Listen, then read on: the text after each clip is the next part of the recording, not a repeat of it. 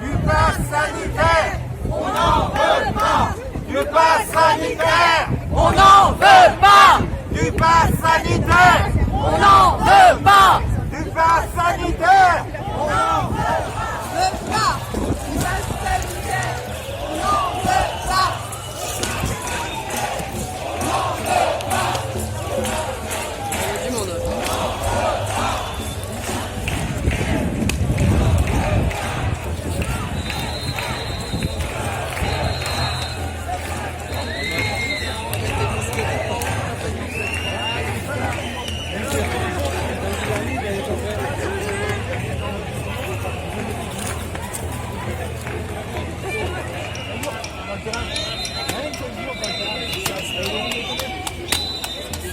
T'es quand même sans gosse.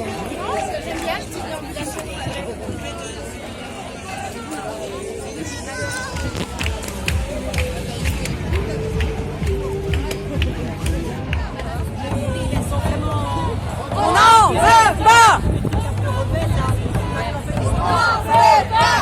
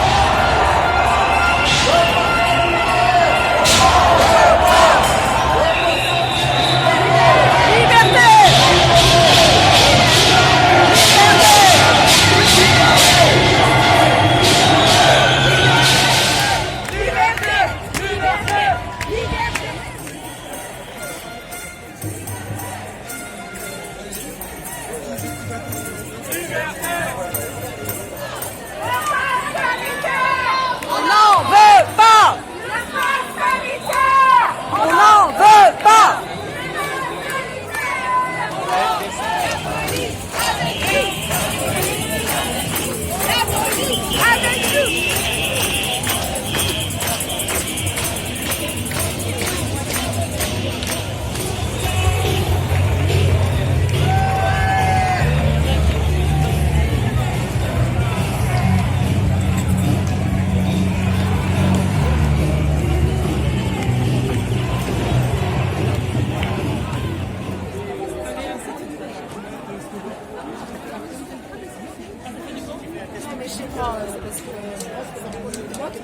Liberté, liberté, liberté, liberté, liberté, liberté, liberté, liberté, liberté.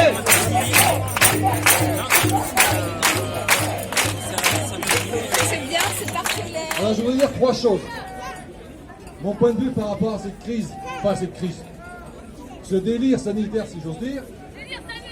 Première chose, nous avons le devoir, le droit et le devoir en tant que père de famille de résister à la propagande. Il n'est absolument pas normal que les pères et les mères de famille acceptent, sans mot dire, la vaccination de leurs enfants dont ils sont responsables. Première chose. seconde. Je t'exprime librement. Deuxième chose, deuxième raison pour laquelle je suis là en tant que citoyen. Nous sommes tous citoyens. La démocratie n'appartient ni aux institutions, ni à Macron, ni à ses alliés. J'ai beaucoup entendu Macron dans les manifestations. Vous avez raison. N'oublions pas les députés, n'oublions pas le Sénat, n'oublions pas le Conseil d'État et n'oublions pas le Conseil constitutionnel. Il ne s'agit pas de surfer sur une zone ou sur un dialogue anti-Macron si c'est pour élaborer un autre système.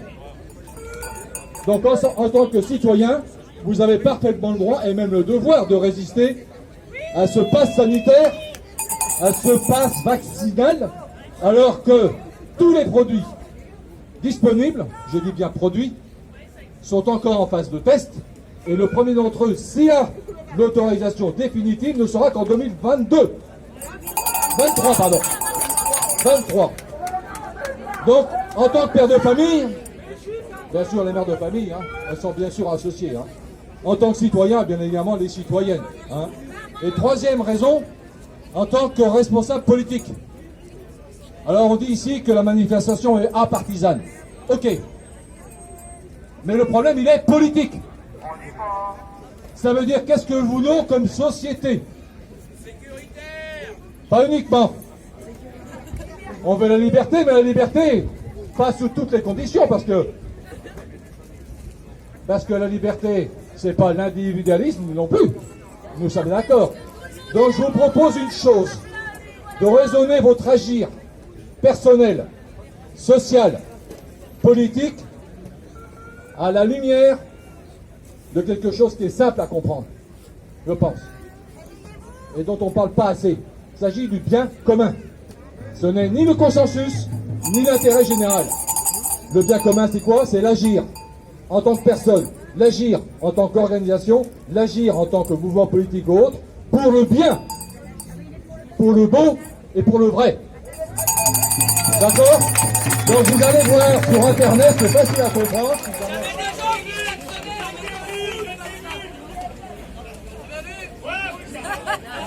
J'invite tout le monde à mettre un petit carton, vous mettez ce que vous voulez sur la voiture derrière. Il faut passer le message, que les gens sachent qu'ils ne sont pas seuls. Voilà, comme beaucoup d'autres ici, j'ai vu des collègues. Bonjour les collègues. Voilà, sachant que le 16 septembre, nous risquons d'être mis à la porte, après avoir vécu quand même depuis mars 2020 dans des conditions de travail ignobles, après être venu au travail positive, être obligé de venir au travail positive, la personne s'indignait, personne, avec rien en fin de compte, pas de gants, pas de protection, rien du tout, pas de solution hydroalcoolique. Donc aujourd'hui je suis écœurée par ce qui nous arrive à tous, parce qu'aujourd'hui c'est nous, demain ce sera vous, demain ce sera nos enfants. Et du coup je voulais dire à mes collègues de résister, de se mettre en arrêt, je le dis, parce que je crois qu'on a des conditions pour se mettre en arrêt.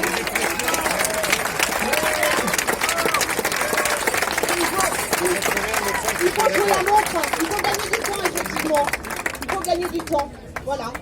Bon courage à tous, continuons la lutte, c'est pas terminé, c'est qu'une première partie, si nous cédons maintenant, c'est l'engrenage.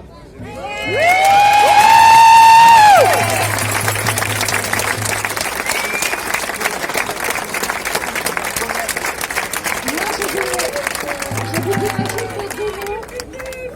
J'ai un fils qui a 34 ans, qui travaille.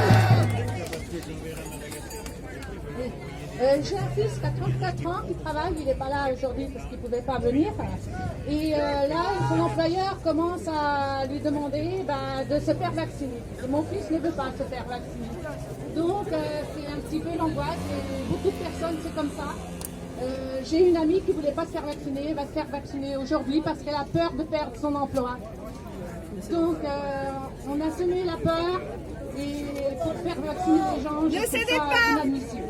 Moi, je suis pour la liberté. Vous vous rappelez Macron il y a quelques années? Il aimait bien se surnommer Jupiter.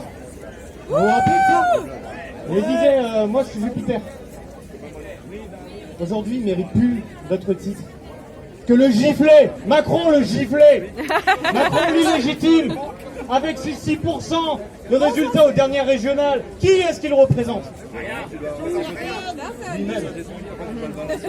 Ou bien Macron la girouette, qui laisse ça le pays ouvert aux 80, alors qu'on parlait déjà de pandémie, qui nous a signalé brutalement à résidence, comme des repris de justice. Macron le pyromane, qui s'amuse à dresser les Français les uns contre les autres en sautant sur chaque occasion de nous diviser encore davantage. Macron le dépouilleur, qui a précipité Dieu sait combien de PME à la faillite et ouvert du même coup un boulevard aux grandes multinationales tout en débloquant des milliards de dettes qui s'apposeront sur les épaules de nos enfants.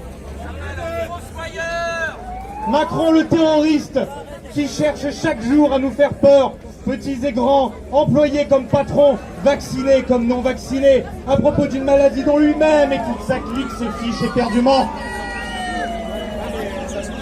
Macron le tchéquiste, qui veut nous forcer à nous espionner, nous dénoncer, nous policer les uns contre les autres.